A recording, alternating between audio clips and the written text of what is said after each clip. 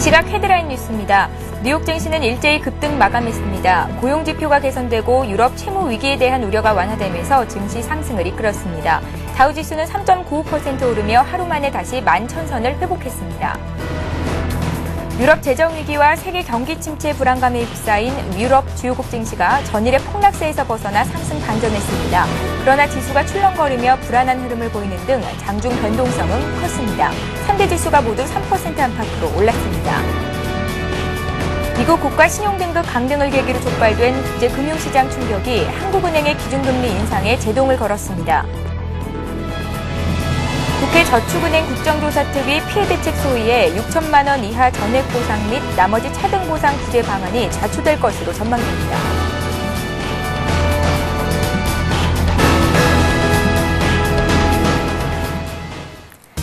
시청자 여러분 안녕하십니까. 굿모닝 대박 예감 3부 시작합니다.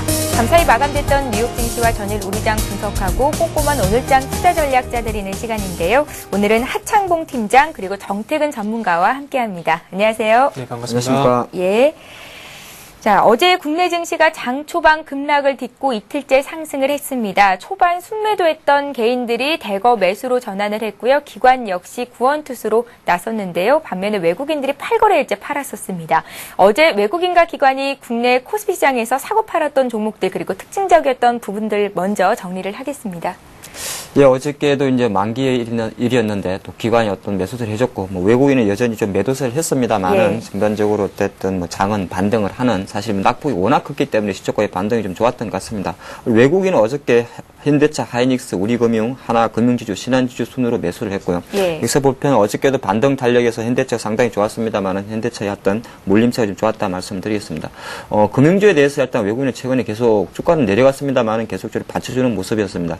금융주 같은 경우 오늘 같은 경우 약간 반짝 반등을 기대할 수가 있는데 뭐 미국도 어저께 금융주의 반등이 좋았고 특히 이제 우리금융 같은 경우에는 골드만삭스에서 인수위제에 대한 피력을 했습니다. 그렇기 때문에 오늘도 금융주에 대한 반등을 오늘도 이어질 수 있다 그렇게 보는 관점이고 기관은 상대적으로 어저께 같은 경우는 기아차라든지 NHN, 이마트, SK텔레콤 이렇게 매수를 했는데 주가 반등 탄력성으로 봤을 때는 어저께 기아차와 SDI 상승률이 상당히 좋았다 그렇게 말씀을 드리겠습니다. 그리고 이제 기관과 외국인이 매도한 종목을 잠깐 살펴보면 기관이 기아차를 매도한 반면에 외국인은 오히려 기아차를 매수를 해줬죠. 매수를 해주면서 여전히 어저께 뭐 기아차의 반등은 실제적으로 또 외국인이 몫이었다 그렇게 말씀을 드릴 수가 있는데 실제적으로 지금 보면은 외국인은 여전히 IT에 대해서는 좀 부정적입니다. 삼성전자가 어저께도 삼성전자하고 포스코만이 시가총액 중에서 유독 못 올랐는데 사실 뭐 삼성전자 같은 경우 두 가지 이슈가 있죠. 지금 어저께 보면은 디램 고정가가 뭐 사상 최악으로 67센트까지 내려갔습니다.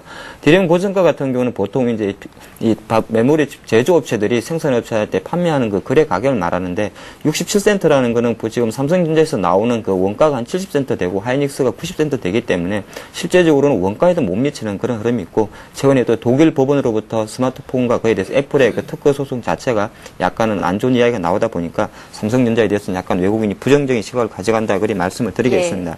그리고 기관 같은 경우도 여전히 이제 금융주를 좀 매도하는 종목이고 지금도 보시면은 뭐 오늘 삼성전자에 대해서도 기관이 어저께 양 매도가 나왔기 때문에 주가가 지지부진했다 그리 말씀드리겠습니다. 전일장 같은 경우 다시 한번 살펴본다 그래도 어저께 1817포인트로 마감을 하면서 한 0.6% 상승을 했는데 사실 0.6% 상승이 중요한 게 아니고 어저께 유럽이라든지 미국 걸 폭락에도 불구하고 시가 1730포인트에서 그렇게 강한 반등을 보여줬다는 것이 상당히 특징적이다 할 수 있겠습니다. 수급적으로 봤을 때 뭐 외국인이 많이 팔고 기관이 많이 사서 그런 건 아니고요. 지금 장 자체가 워낙 급하게 빠지다 보니까 어떤 수급에서 5천원 이상의 매수가 안 들어온다 그래도 어느 정도 상승 탄력은 상당히 강했던 그런 장이 할 수 있겠고 앞서서 한 전문가는 단기 쌍바닥을 좀 짚은 것 같다라고 보셨는데 어떻게 보시는지요? 일단은 뭐 가장 결정적으로 화요일 클라이막스 1684포인트에 대한 상당한 저점 신뢰도는 상당히 줄 수가 있겠고요. 지수는 당분간 단기 바닥에 대한 인식은 좀 확고하다고 볼 수 있겠습니다. 일단은 1800포인트 이탈 가능성은 잠깐 진바닥 확인 과정에도 있지만은 지수가 약간 보수적으로 1800 밑에서는 강력하게 매수 의지가 들어온다는 데 대해서는 상당히 긍정적이다 할 수 있겠습니다. 그래서 코스닥 특징적으로 잠깐 다시 한번 정리를 하면 역시나 어저께는 대형주 상승 탄력보다는 지금 여전히 중소형주의 탄력성이 컸고 그 특징적인 것이 어저께도 보면은 음식료라든지 자동차 또 제약주 뭐 코스닥의 제약주도 잘 가고 있습니다만은 거래소에 있는 제약주도 상당히 강하면서 전반적으로는 아직까지는 지수는 빨리 올라온다 그래도 예를 들어서 대형주의 상승 탄력보다는 중형주의 상승 탄력이 거래소에서도 강할 수 있다는 점에 좀 포커스를 맞춰야겠습니다. 예, 자 이번에는 코스닥 쪽 보겠습니다.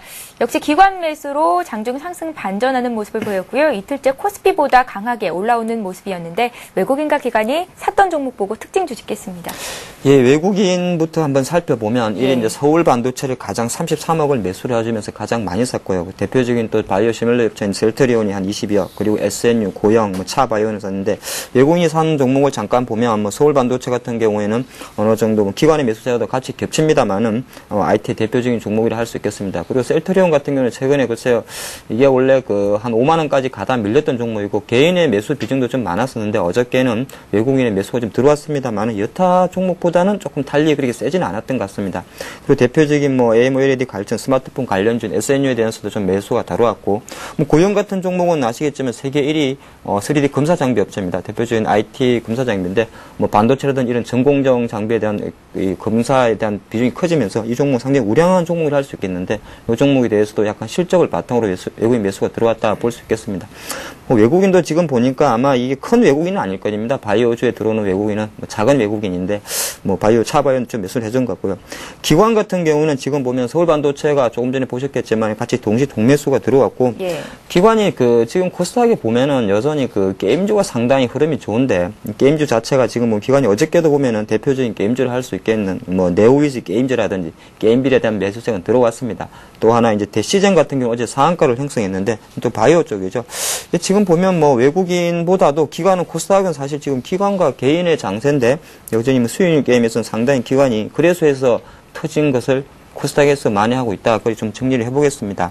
그래서 지수적으로 봤을 때 어제 코스닥이 사실 거래소 대비해서 한 3.4% 급등하면서 뭐 469포인트까지 올라왔는데 글쎄 코스닥 지수 같은 경우는 사례적으로 거래소랑 환산하면 450포인트에 대한 어느 정도 지지력이 있습니다. 그래서 예. 어저께 반등 탄력이 상당히 좋았고 수급적으로 어제 상당히 뭐 서프라이즈한 수급이 나왔죠. 기관이 거의 800억에 육박하는 금액을 매수해줬다. 그리 말씀을 드리겠습니다. 왜 그러냐 하면은 그 외국인은 사실 코스닥에 많이 안 들어옵니다. 그 이유를 잠깐 말씀을 드리면 그 외국인 같은 경우에 이제 우리나라를 접할 때 그렇게 보시면 됩니다. 어떤 우리나라 기관이 삼성전자와 코스닥 만약에 서울 반도체를 비교한다면 외국 자본이 우리나라에 들어올 때는 애플과 삼성전자를 비교할 수 있는 구조거든요. 그렇기 때문에 실제적으로 외국인은 시가총액이 작은 코스닥에는 많이 개입을 안 하고 코스닥은 거의 다 기관화 장세다는데 포커스를 많이 맞추는 게 좋습니다. 근데 가끔은 외국인이나 기관이 같이 동매수가 들어올 때는 상당히 그 코스닥 탄력이 더 강하다는 걸 한번 다음에 전체적인 수급을 볼 때 좀 확인하는 게 좋을 것 같고요. 예. 업종별로 살펴봤을 때 역시나 뭐 코스닥은 사실 뭐 IT 소프트웨어나 하드웨어의 비중이 많다 보니까 어저께 뭐 대표적으로 제가 어저께 그 관심 종목에 이제 코스닥을 이렇게 테마별로 나눠놨었는데 거의 뭐 벌써 아직 단풍도 가을도 아닌데 벌써 벌겋게 물던 단풍, 즉 양봉이 많이 나왔다는 데서는 상당히 힘이 좋았다 말씀드리겠고 예.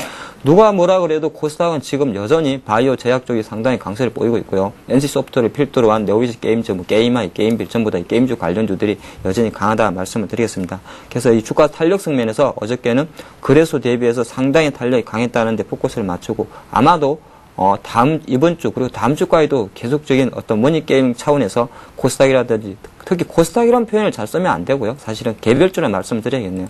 개별주의 강세, 테마주의 강세는 쭉 이어진다. 그렇게 보는 게 좋을 것 같습니다. 예. 자, 이번에는 오늘 국내 증시에 영향을 미칠 만한 글로벌 증시 마감과 함께 이슈 체크를 하겠습니다. 국가 신용 등급 강등설로 주가 폭락에 충격을 당했던 프랑스의 은행주들이 장중 변동성이 컸는데 유럽 증시가 그래도 상승으로 마감을 해줬고요. 미국 쪽에서는 경제 지표가 호전된 결과를 내놓으면서 또 투자 심리가 다시 호전이 됐습니다. 미국도 3% 이상의 강세를 보여줬었는데 정리하겠습니다. 네. 유럽 증시 같은 경우 참 V자 반등이라는 말이 참 맞을 것 같습니다. 예. 장중 변동성이 상당히 컸었는데요.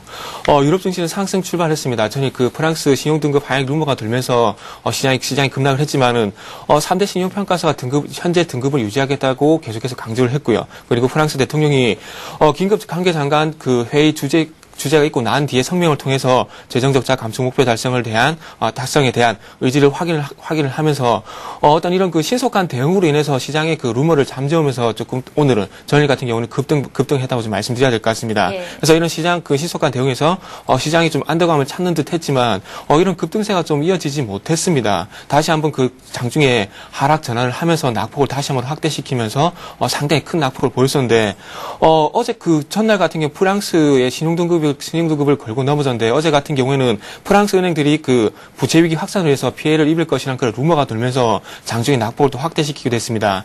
그래서 이런 그 프랑스 은행들에 대한 우려감이 나오면서 프랑스 중앙은행 총재가 진화에 나섰습니다. 자국 은행주가 급락을 하자 성명을 통해서 최근 증시 상황은 프랑스 은행들의 재무 건전성이나 위기 대응 능력에 영향을 주지 않는다고 강조를 했고요. 그리고 이탈리아 정부가 자본 이득세 인상 검토와 그리고 10일 긴축안 승인 소식이 전해지면서 시장은 상승 전환을 했습니다. 그리고 최근에 그 스페인과 이탈리아의 국채 금리가 급등하는 것이 상당히 문제가 됐었는데 유럽 중앙은행이 나흘 연속 국채를 직매입하면서 이탈리아와 스페인의 국채 금리가 5%대로 하락을 했다는 부분도 시장이 호재가 되면서 다시 한번 급등 마감을 했습니다. 그래서 지금 현재 영국, 독일, 프랑스 같은 경우에 바닥 대비해서 변동성이 상당히 큰 5% 정도의 그 변동성을 보여줬습니다. 그래서 이런 그 장중 변동성이 장중에 그치고 이제는 조금은 진정세를 찾았으면 좋겠다고 다시 한번 좀 말씀 한번 드려보고 싶습니다.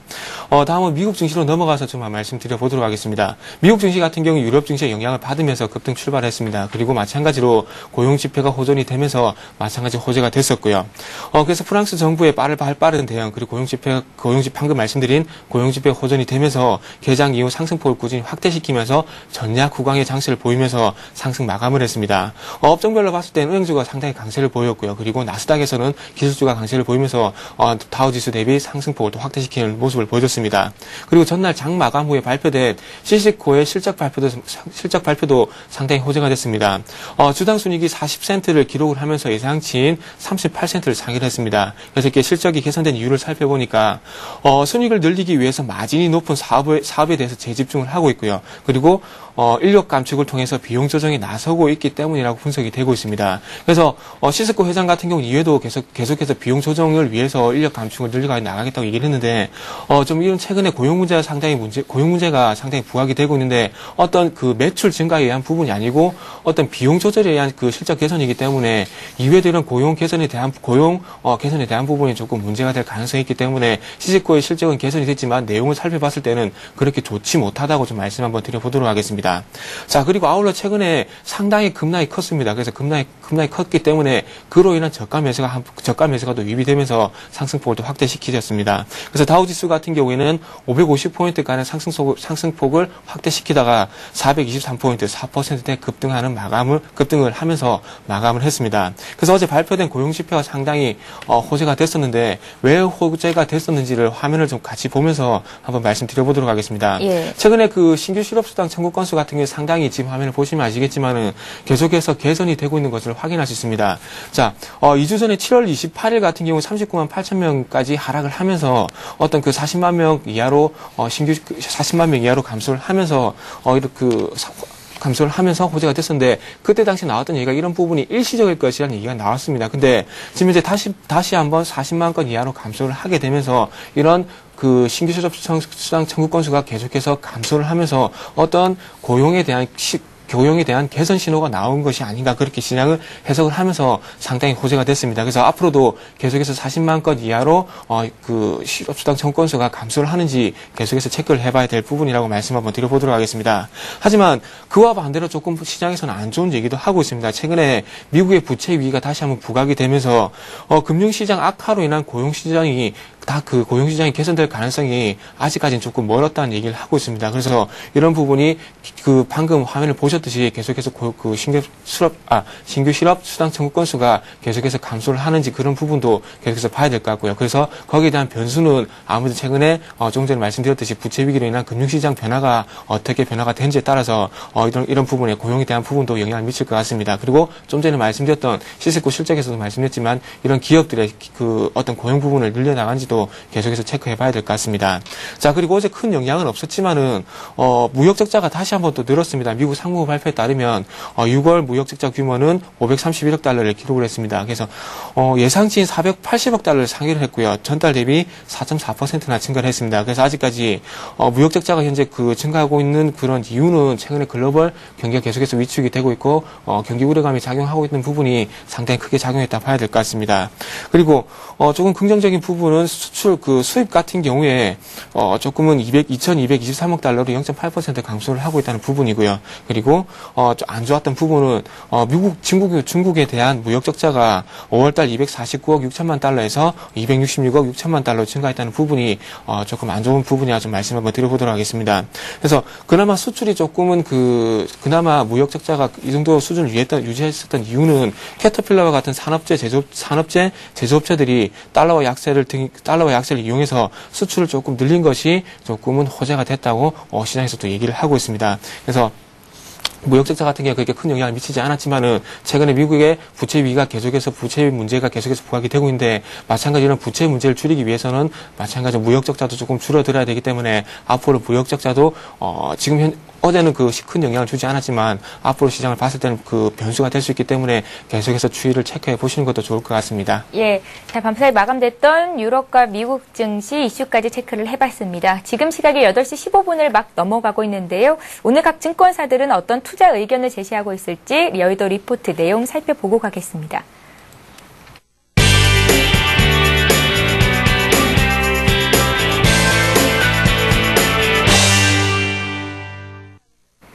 예, 이 시각 각 증권사 리포트 내용 살펴봅니다. 오늘은 우리투자증권의 의견부터 보겠습니다.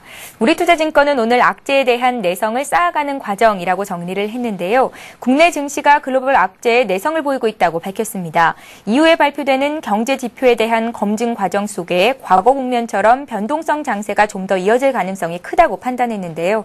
이에 당분간은 단기 트레이딩에 집중하면서 중소형주와 내수주에 관심을 가져보자고 의견을 제시했습니다. 삼성증권은 최근 미국발 금융위기는 2008년 금융위기 때와는 너무나 다른 상황이라고 밝혔습니다. 그에 대한 근거로 국내의 높은 경제성장률과 미국의 기업과 가계부문의 양호함을 들었습니다. 이에 외국인의 매도 강도가 약화되면 가격 매력이 부각될 것으로 예상했는데요. 투자 전략으로는 저가 분할 매수 관점에서 접근하며 공포에 의한 투매는 자제해야 한다고 조언했습니다. 신한금융투자는 코스피 지수가 1900선 초반까지 기술적 반등을 시도할 것이라고 밝혔습니다. 단 추세 회복까지는 시간이 필요하며 이후 하락 직전 고점을 돌파하며 주도 종목이 변화할 가능성이 높다고 판단했는데요. 이에 기술적 반등 후 무리한 추격 매매를 자제하며 새로운 주도주의 변화 가능성을 면밀하게 살펴야 한다고 조언했습니다.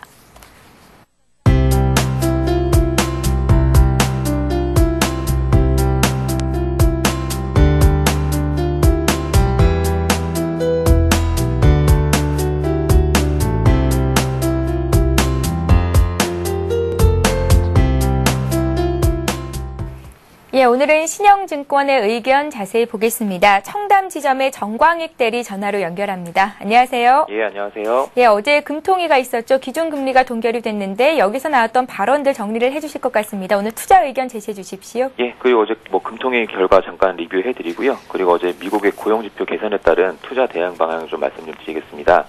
어제 있었던 8월 금통위의 결과는 이번에는 대외 불확실성이 커지고 있기 때문에 동결을 하지만 그러나 인상 기조가 종료된 것은 아니다라는 한 문장으로 요약을 할 수가 있을 것 같습니다. 최근 미국의 신용등급 하향 조정과 그 이후의 글로벌 금융시장의 움직임을 지켜보면서 저희 회사에서 떠올랐다는 생각은 삼국지의 적벽대전이라고 말씀드리면 될 것 같습니다. 글로벌 금융시장은 배들이 묶여있던 것처럼 함께 급등락을 반복하고 있기 때문인데요. 한국에서 멀리 떨어진 유럽에 있는 그리스, 요즘엔 프랑스 얘기도 나오고 있고요.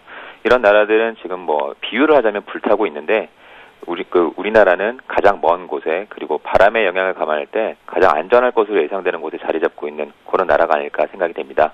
가장 멀리에서 불타고 있는 배들은 그나마 어느 정도 침착하게 지켜볼 수 있는 위치가 지금 한국의 위치가 아닐까 싶습니다. 우리나라의 정책 당국이 침착하게 대응할 수 있었고 그리고 김중수 총재가 한국의 매력도는 여전히 살아있기 때문에 외국인의 자금이 우리나라에서 급격히 빠져나가진 않을 것이라고 언급할 수 있었던 이유는 재정 상황에 있다고 보고 있습니다. 작년 말 기준 한국의 GDP 대비 정부 부채 비율은 약 30% 수준으로 타 국가와 비교해 볼 때 매우 낮은 상황입니다. 그리고 두 번째로 한국의 재정 수지는 흑자를 지금 기록하고 있습니다. 수출 증가로 인한 생산활동의 견조한 성장세로 우리나라 재정 건전성은 매우 양호한 상황입니다. 그리고 세 번째로 우리나라의 국민연금은 일본의 공적연금, 노르웨이의 글로벌 연금 펀드, 그리고 네덜란드의 공적연금에 이어 세계 연기금 자산 규모로 4위를 기록하고 있습니다. 사회보장제도에 따른 정부 지출과 재정위기가 논의되고 있는 상황에서 세계 4위 규모의 규모를 가진 연기금을 보유하고 있는 것은 상당히 매력적일 수밖에 없습니다. 우리나라는 근본적인 펀더멘털 측면에서 다른 재정위기국과 다르기 때문에 재정위기 주변국 확산이라는 불길이 번진다 하더라도 가장 늦게 영향을 받을 수 있는 나라라고 생각됩니다.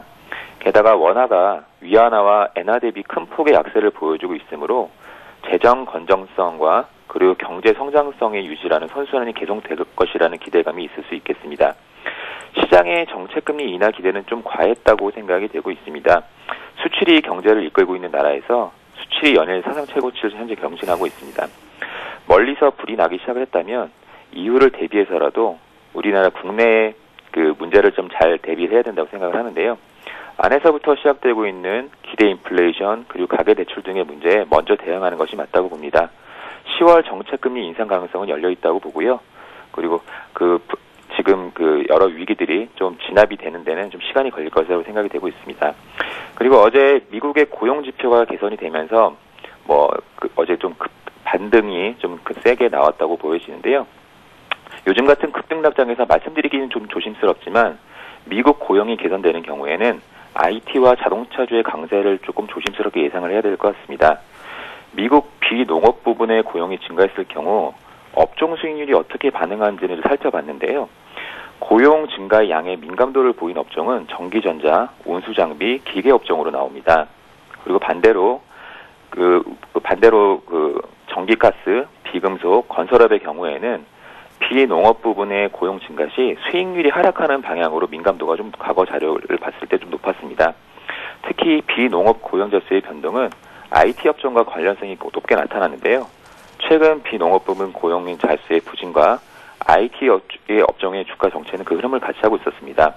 어제 생각보다 좀 서프라이즈할 정도로 미국 고용 지수가 좀 반등이 나왔는데요. 예. 조심스럽지만 전기전자, 운수장비, 기계 업종에 좀 관심을 가져보시는 게 어떨까 합니다. 예, 이상입니다. 잘 들었습니다. 신영증권 청담지점의 정광익 대리였습니다. 고맙습니다. 감사합니다.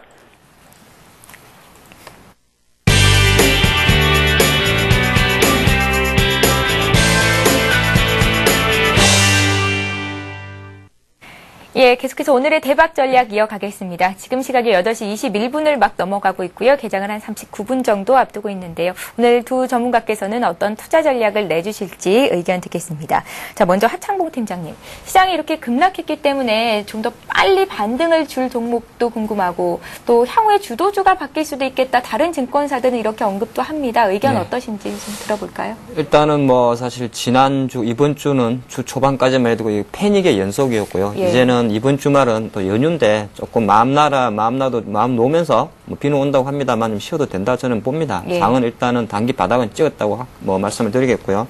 지금부터는 사실 이제 어차피 지금 매수할 수 있는 금액이 얼마나 될지 모르겠습니다만은 신규 자금이 되시는 분들은 또 하나 이제 주식을 조금 지지난주에 현금 하신 분은 이제는 분할 매수를 좀 가능하다는 할 수 있는 접근 영역이라고 말씀드리겠고요. 예. 일단은 상승 탄력성에 대해서는 누구나 의무심을 갖고 있습니다. 왜냐하면 탄력이라는 건 주가가 이제 추세를 살아있을 때 쭉쭉 가는 걸 상승 탄력성이 있다 말하는데 지금 같은 경우는 일정 부분 지수의 그 단기 급락에 따른 쇼크브레이싱 반등이기 때문에 탄력성 자체는 상당히 좀 의구심이 들고요. 아무래도 계속적으로 좀 바닥을 다지면서 어느 정도 장이 좀 바닥을 다지면서 올라갈 가능성이 있습니다. 근데 오히려 이렇게 바닥을 다질 때는 사실 종목별 수익률 게임에서는 상당히 수익률이 극명하게 차이가 납니다. 그러니까 지수는 그렇게 이제 어느 정도 밑으로만 안 내려가기 때문에 좀 받쳐주는데 개별주들이 움직이는 흐름 자체는 상당히 강하다 할 수 있겠습니다. 그래서 여전히 이제 좀 매기세가 좀 몰리는 이런 업종에 상당히 좀 주목을 해야 되는데 저는 약간 섹터로 한번 나눠보면 예. 차화정 중에서 그래도 무시할 수 없는 게 차화정이고요. 또 하나가 왜냐하면 어차피 이 자문형 랩이라든지 기관들이 많이 아직도 몰려 있습니다. 그런데 한 두 가지 어저께 야간 시장에서 아마 국제 유가가 많이 올랐기 때문에 오늘 화학주들의 조금 반등세도 유효하긴 한데 그는 약간 일시적인 반등 가능성도 있습니다. 그렇기 때문에 역시나 차화정 쪽에서 일단은 정유주라든지 화학주에 대해서는 조금 더 약간은 세 가지를 비교했을 때는 약간 보수적인 시각을 갖고 있고요. 예. 그 중에서도 그래도 자동차 쪽은 여전히 좀 관심을 가지자. 근데 자동차가 어떻게 보면 우리가 상반기에 와져왔던 그 정도 탄력성은 안 될 것입니다. 하지만 여전히 세계만 놓고 봤을 때는 저는 자동차에 조금 더 비중을 싣겠다 말씀을 드리겠고요. 여전히 이제 기계업종 같은 경우는 잠깐 왜 여기서 나오냐면 사실 장이 지금 갑자기 8월 초순부터 빠져서 그렇지 7월달 장세 개별주 이런 거 잘 보면 기계라든지 단조업체에 대해서 상당히 기관의 매기세가 많이 몰렸었습니다. 그래서 앞으로도 그 모멘텀을 실제적으로 크게 두 가지가 볼 수 있는데 우리가 기계나 단조업체들은 예전에 중국 모멘텀으로 많이 발전을 했어요. 예. 그래서 기계나 단조업체들이 세계에서 차지하는 그 수요 자체가 중국이 한 45%, 미국, 유럽이 한 8%, 5%였는데 이제는 그게 좀 바뀌었습니다. 중국의 비중이 한 35%로 내려왔고 미국이라든지 독일, 선진국의 단조업체들에 대한 수요가 증가하기 때문에 오히려 이제는 이 기계업종들이 약간 글로벌해진다는 데에서 많은 포커스를 맞추는 것 같습니다. 이런 업종에 좀 관심을 가지시고 유통주는 항상 좋죠. 지금 보면 이제 우리나라 같은 경우는 추석도 이제 명절도도 다가오고 했기 때문에 백화점이라든지 또 최근에 하나투어 같은 여행주들 이런 쇼핑주에 대해서는 여전히 관심을 가지는 게 좋다 말씀을 드리겠습니다. 전체적으로는 지금 장은 어느 정도 바닥을 다졌기 때문에 종목만 잘 찍으면 잘 올라갑니다. 근데 잘 찍는 것 자체가 좀 쉽지는 않겠죠. 그래서 제가 아까 서두에 말씀드린 대로 약간은 중형주가 대형주 대비해서 상승 탄력이 좋을 가능성이 상당히 많습니다. 그래서 예를 들어서 현대차가 올라갈 때는 현대차를 사는 것보다는 기아차를 사라는 전략을 드리겠고요. 똑같습니다. 예를 들어서 단조업체 중에서 제가 아까 기계업종 말씀드렸는데 기계업종에서 만약에 두산인프라코의 상승 탄력이 강할 때는 그 외에도 하천기계라든지 한국정밀기계라든지 이런 약간은 선두를 머리에 두고 2차 종목들을 그러니까 2차 종목이라 그래야 되나요? 아니면 2등 종목이라 그래야 되나요? 이런 종목에서 조금 교차 매매가 들어가는 것이 수익률 게임에서는 좀 더 유리할 수 있다. 그런 전략을 드리겠습니다. 예, 지수가 단기간에 급락하면서 많은 전문가들이 투매 자제해야 된다 이런 말씀을 하셨었거든요. 예. 투매 자제했던 분들 그럼 이제는 어떻게 대응을 해야 되는 겁니까? 투매는 자제했다는 거 왜 그랬냐면 지난주에는 저희도 마찬가지로 대부분의 전문가들이 팔아라 그랬어요. 주식을. 그래도 현금화를 해라. 근데 문제는 그 다음 주입니다. 월화수 어제까지였죠. 월화수까지가 매도 클라이먹스였는데 너무 빨리 빠졌기 때문에 그때는 이제 투매를 자제하려 했던 거죠. 그래서 저는 여전히 마찬가지입니다. 지수가 올라온다 그래도 박스 밴드라든지 고점 대비 하락부, 피보나치 반등 수치를 계산을 해보면 지수는 단기적으로 1845포인트 지지에 1935포인트 저항 라인을 갖고 있습니다. 그래서 실질적으로 오늘 시가 자체도 대략적으로 한 1870선 정도에서 형성될 가능성이 있는데 이때는 투매는 자제했지만 예를 들어서 약간은 종목이 그래도 수익률이 손실이 많이 난 종목은 여전히 그래도 현금화하는 전략에 대해서는 저는 공감을 똑같은 생각을 갖고 있습니다. 예, 자 이번에 정태근 전문가 의견 들을 텐데요. 1800선 지지를 보자라는 말씀을 하셨고 어제까지 2차 분할 매수 구간이다라는 말씀을 하셨는데 정말 이제 바닥을 잡아가는 것 같습니다. 네. 예. 일단은 제가 예전에 예를 들면서 이렇게 바닥이라면서 겁내지 말좀 말씀드렸었는데 일단 그런 부분이 조금은 맞았다고 봐야 될 것 같습니다. 하지만 아직까지 시장이 전체적으로 회복이 된 건 아니기 때문에 조금 더 지켜봐야 될 것 같습니다. 그래서 오늘 조금 전에 말씀하셨듯이 계속해서 저번 주 같은 게 8월 10일부터 제가 계속해서 바닥이니까 겁내지 말고 매수 접근을 해보자고 말씀드렸는데 1850선에서 좀 바닥을 다질 것을 생각했는데 지금 조금 더 밀리면서 1750 그리고 1800포인트에서 바닥을 다시 한번 확인했습니다. 그렇다면 이 자리만 다시 한번 지켜준 다음에 이 자리를 계속해서 지지력 확인은 계속해서 이루어져야 될 것 같고요. 그리고 오늘 쪽에서는 1870선을 좀 회복하면서 좀 시장이 조금 마무리가 되지 않겠나 조심스럽게 한번 예상을 해보도록 하겠습니다. 자, 그래서 일단 화면을 조금 보면서 외국 증시들은 어떻게 흐름이 이어지는지도 한번 체크해 보도록 하겠습니다.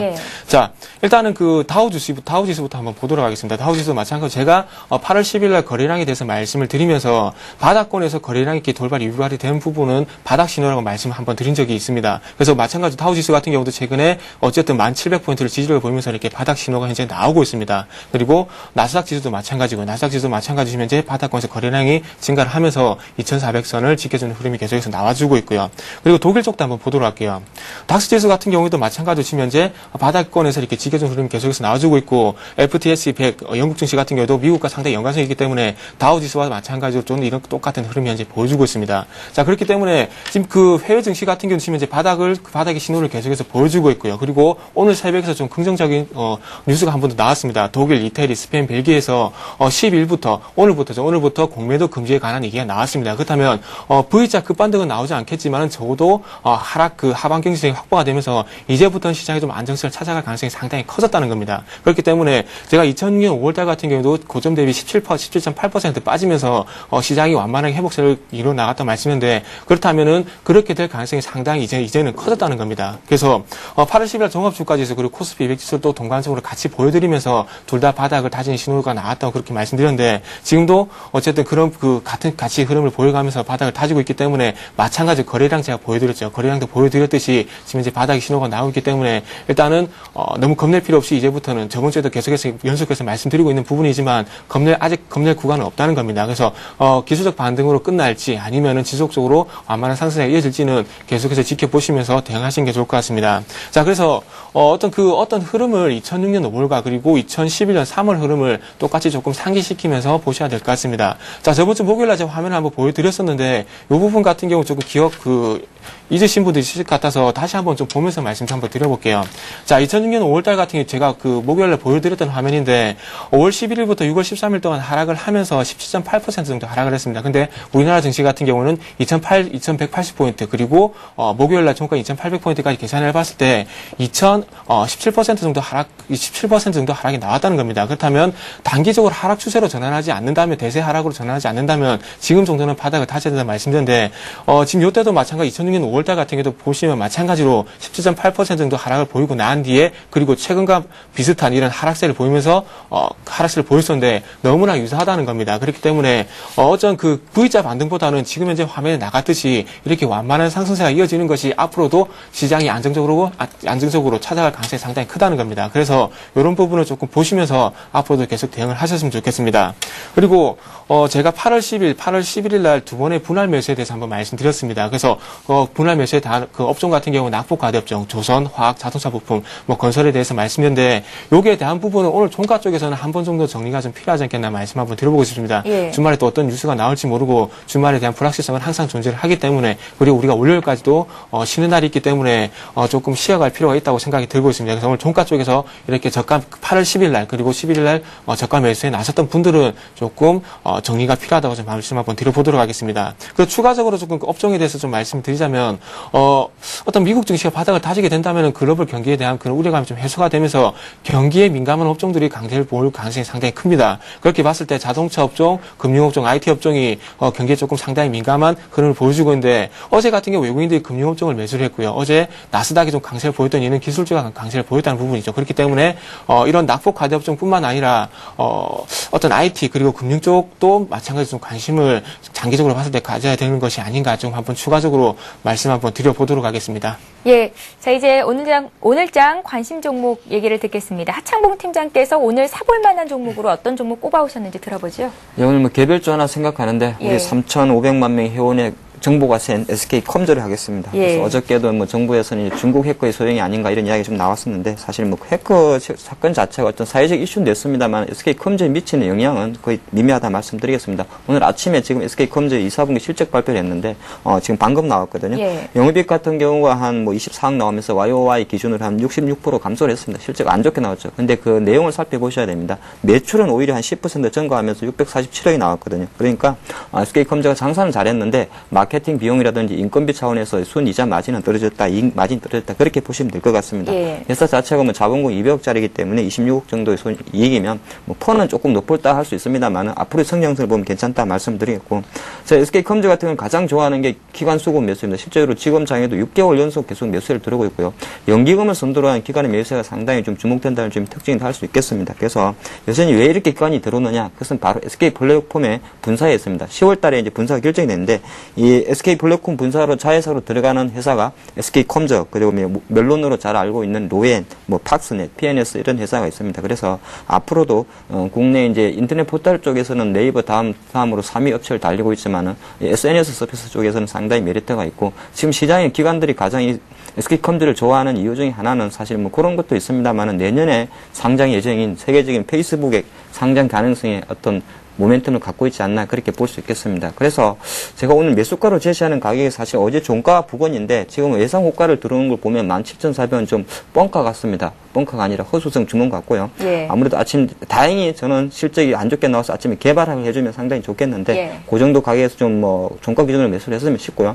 아마 단기적으로 18,000원에 대한 가격 제한이 있을 겁니다. 근데 이것을 뚫고 나면 한 21,000원까지 볼 수 있다 그리 말씀드리겠고 딱히 어제가 형성했던 14,000원이 좀 손절 라인이라 생각을 하는데 일단 지금 SK컴즈는 수급적으로 가격보다는 수급적으로 기관이 배반만 안 때린다면 계속 가져가라 그리 말씀드리겠습니다. 예, 하창봉 팀장 관심 종목 SK컴즈였고요. 정태근 전문가 종목도 듣겠습니다. 오늘 다시 단기 급등 종목 보시나요? 예. 다시 한번 그 단기 종목 가지고 나와봤습니다. 최근에 그 시장에 관심 받게 있으면서 스물스물 올리면서 최근에 추세가 좀 제약주를 좀 준비를 해봤습니다. 오늘 가지고 나온 종목은 슈넬 생명과학이라는 종목을 가지고 나와봤습니다. 예. 항생제, 내용액제, 연고제 등을 생산하는 소형 제약사고요. 바이오 시밀러 사업도 영위를 하고 있습니다. 최근에 그 시장 그 강세 시장이 좀 약세 흐름과 좀 무관 하면서 제약주가 좀 강세를 좀 보여주고 있습니다. 하지만 보여주고 있습니다. 그리고 일단 그 슈넬 생명과학 같은 경우 좀 정부 테마가 좀 형성되는 가능성이 상당히 큽니다. 어제도 마찬가지로 그런 흐름이 좀 나왔었고요. 그래서 3년째 정부 지원 대상이 선정이 되면서 정부 정책 테마가 형성될 가능성이 크다고 한번 말씀 한번 드려보도록 하겠습니다. 그러면서 다음은 차트로 넘어가서 추가적으로 한번 말씀드려보도록 하겠습니다. 자, 차트를 한번 보신다면 어제 같은 게 14% 정도 급등을 했습니다. 마찬가지로 급등을 했습니다. 그래서 너무 많이 급등한 것이 아닌가 그렇게 생각하실 분들 분명히 계실 겁니다. 근데 제가 드리고 싶은 말씀은 어제 같은 게 5일선을 이렇게 강하게 돌파하면서 강한 양봉이 나왔고요. 그러면서 거래량이 동반적으로 유발이 됐기 때문에 오늘 쪽에서 저 같은 경우에는 2차 반등도 좀 생각을 하고 있습니다. 그리고 오늘 쪽에서 만약 조정이 나오더라도 이런 추세가 다시 한번 이어질 가능성이 상당히 크다는 거죠. 그래서 오늘 쪽에 반등이 나와주면 좋겠지만 적어도 다음 주 화요일까지 보더라도 오늘 만약에 반등이 안 나오고 눌림목을 보인다면 저가 매수 타임이라 저는 생각을 하고 있습니다. 하지만 오늘 쪽에서 조금 집중을 해보면서 매수가를 한번 제시를 한다면 1620원에서 1670원 정도 요 정도 가격권에서 한번 매수가가 좀 되지 않겠나 생각을 하고 있고요. 예. 그리고 어제 너무나 좀 추세가 셌기 때문에 요 매수가보다는 좀 위에서 시작할 가능성도 분명히 조금 있습니다. 그래서 최대한 어떤 그 매수가를 최대한 낮게 조금 접근을 하셨으면 좋겠습니다. 손절가는 1550원에 한번 설정해 보도록 하겠습니다. 1550원 같은 경우에 5일선이 올라오는 시점과 좀 5일선이 좀 올라오는 시점과 맞는데 5일선이 깨지게 된다면 추세가 다시 한번 바닥을 다질 가능성이 크기 때문에 그 정도 가격 설정해 보고 싶고요. 그리고 목표가는 항상 말씀드리지만 매수가 대비 5% 정도 되는 1770원에 단기 목표가 한번 설정해 보도록 하겠습니다. 예. 자, 이렇게 해서 오늘의 대박 전략 하창봉 팀장 정태근 전문가와 함께 했습니다. 말씀 고맙습니다. 감사합니다. 감사합니다. 네. 예, 굿모닝 대박 예감 3부는 여기서 마칩니다. 지금 예상 지수가 집계가 되고 있는데 코스피 코스닥 모두 거의 2% 안팎으로 오르면서 장을 출발할 것 같습니다. 마지막까지 투자 전략 잘 짜시고요. 저희는 다음 주 화요일 이 시간에 다시 뵙겠습니다. 고맙습니다.